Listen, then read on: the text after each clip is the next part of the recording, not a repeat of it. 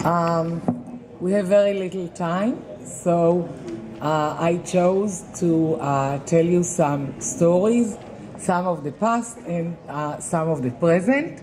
But first of all,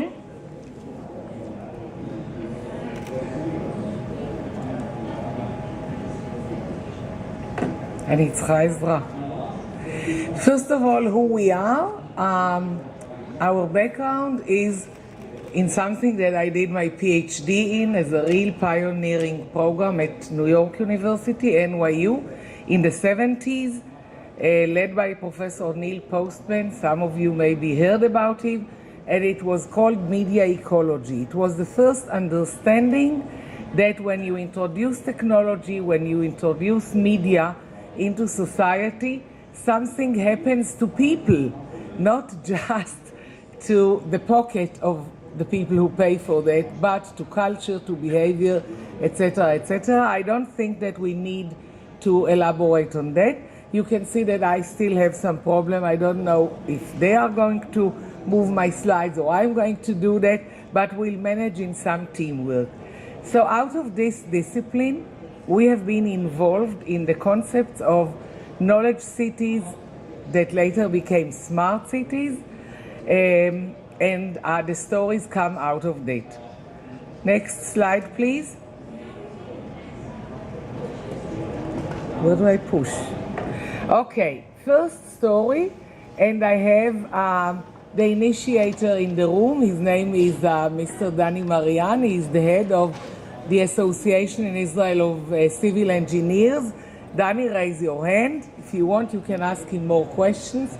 This is the largest mega project in Israel, very successful, that tackles the number one barrier from my point of view to doing a successful public-private partnerships called BOT, Build, Operate, Transfer. In order to become a smart city, you need a lot of money. The municipalities don't have a lot of money in order to do them, so they can look at something that on a state level has already been done, both in Israel and overseas. In this project, Danny and his partners had a partner from Canada, and they all became very good friends. A second project that didn't succeed to this day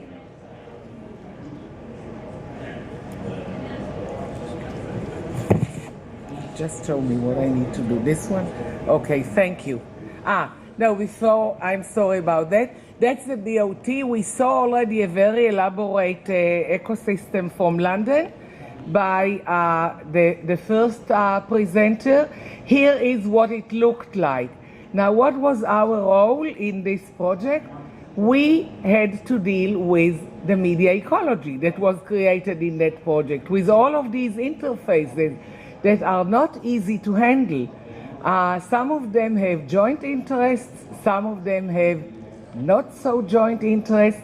You have to help people to work together and succeed to meet the project on time, and it was done on time, ahead of time, 4 months. Unbelievable. Not on time, on budget, on spec, 4 months ahead of time. This is something on my wall in the office. I have a poem by an Israeli poet who dreamt about the railway of Tel Aviv in 1936. To this day, we are very ashamed to tell you that Tel Aviv is a very smart city but doesn't have a metro.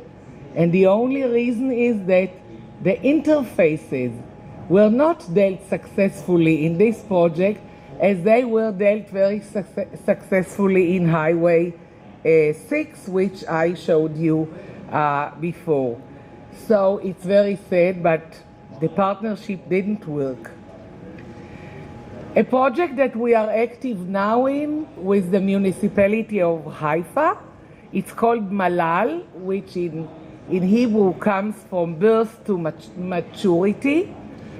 And the idea here, the innovative business model, is that you can pool resources together.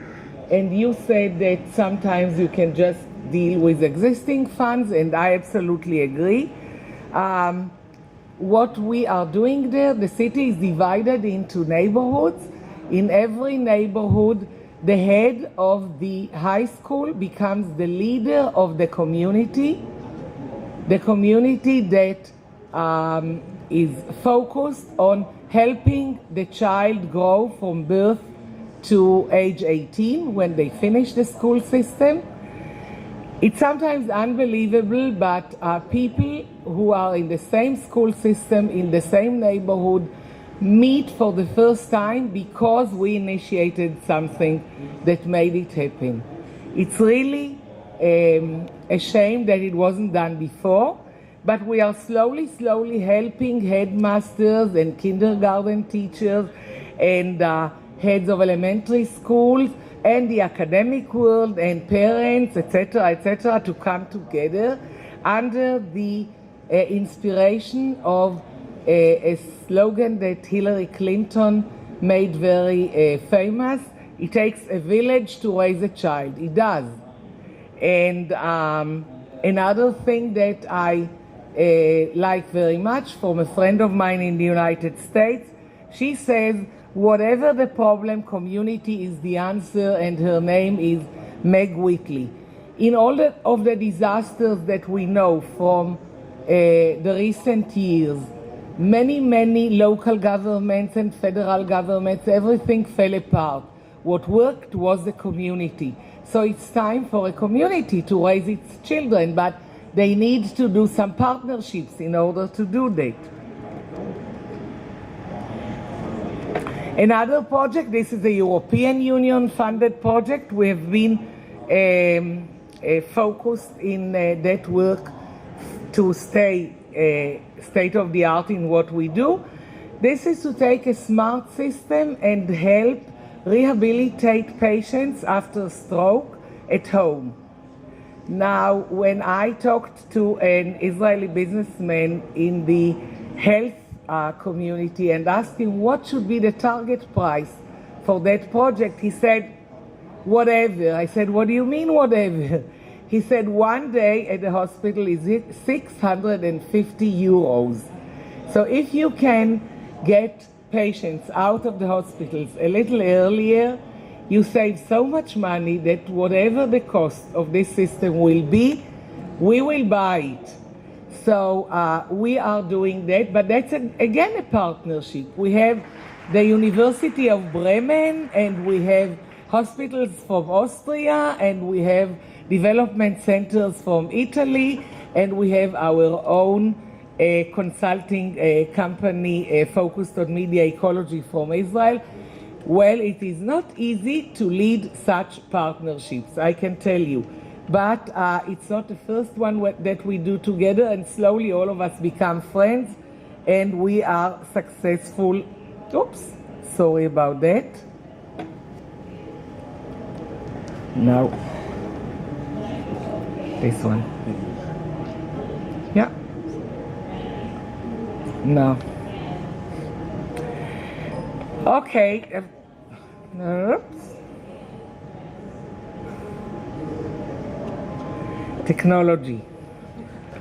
We still have to go a long way, especially in the interface. Okay, till they fix it, I will tell you what I have next. So what have we learned out of these projects for your benefit?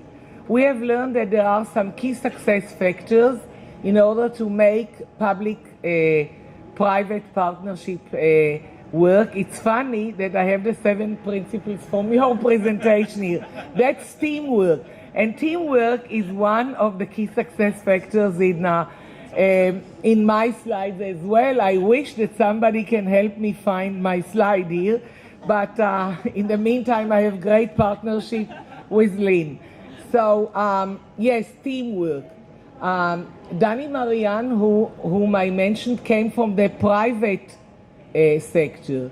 And we had a government-owned company which took care of the quality of the building of the Cross Israel Highway, Highway 6.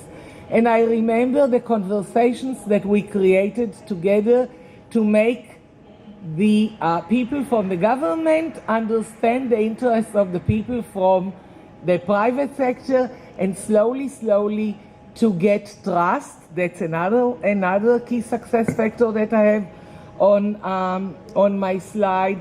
To get some generosity on both sides.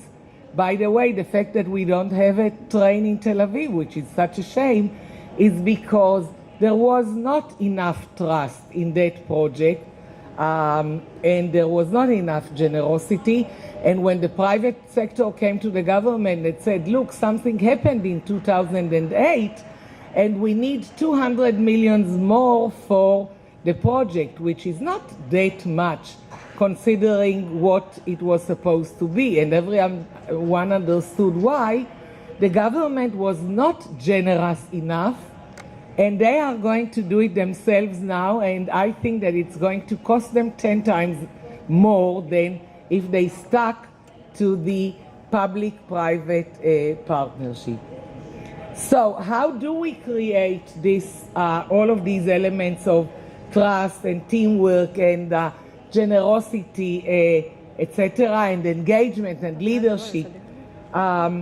We talk about conversing cities. We wrote about it. There are some peer review articles about it in all kinds of journals. If you want, we can send it to you. And if you can create a conversing city where the government, local and state and regional and federal, and the private sector, and the startups, and the civil servants, and the citizens, and everybody, if they can be engaged and talk to each other and solve conflict and create some joint interest, the conversing city can become a smart city. And of course, ICT has a lot of potential, not just to rehabilitate patients at home, as I showed before, but to do a lot for health, for education, for participation, for energy efficiency, for everything. But we need first to be able to do some public-private partnerships to overcome the fact that it is very expensive to introduce all of these innovative systems into our cities. Thank you very much, and I apologize for my bad interface with the technology.